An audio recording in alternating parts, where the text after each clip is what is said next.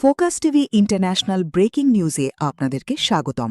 আসুন জেনে নিই আজকের প্রধান প্রধান সংবাদ শিরোনামগুলো। জেডি ভ্যান্স সহ পাকিস্তানে যাচ্ছেন মার্কিন প্রতিনিধি দল, সাড়া নেই তেহরানের। ইরানি জাহাজ আটকে উত্তেজনা, ইসলামাবাদ বৈঠক নিয়ে শঙ্কা।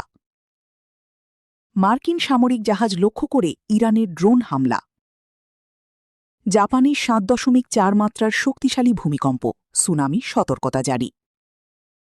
যুক্তরাষ্ট্রের সঙ্গে আর কোনো আলোচনার পরিকল্পনা নেই ইরানের পররাষ্ট্র মন্ত্রণালয়। লেবাননে বুলডোজার দিয়ে একের পর এক ঘরবাড়ি গুড়িয়ে দিচ্ছে ইসরায়েল। এক্সের বিরুদ্ধে চলমান তদন্তে ইলন মাস্ককে ফ্রান্সে তলব। যুদ্ধবন্ধে ট্রাম্পের অনভিজ্ঞ কূটনৈতিক দলের ওপর ভরসা পাচ্ছে না ইউরোপীয় মিত্ররা। যুক্তরাষ্ট্র ইরান বৈঠকের আগে ইসলামাবাদে নামছে মার্কিন সামরিক বিমান।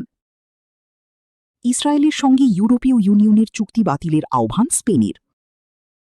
তেলের বাজার উন্মুক্ত না করলে চরম খেসারত দিতে হবে ইরান। যুক্তরাষ্ট্রের ইরানি কার্গো জাহাজ আটক যুদ্ধ ঘোষণার শামিল হারলান উলমান। যুক্তরাষ্ট্রের সঙ্গে দ্বিতীয় দফা শান্তি আলোচনা প্রত্যাখ্যান করল ইরান। এই ছিল আজকের প্রধান প্রধান আন্তর্জাতিক সংবাদ শিরোনাম।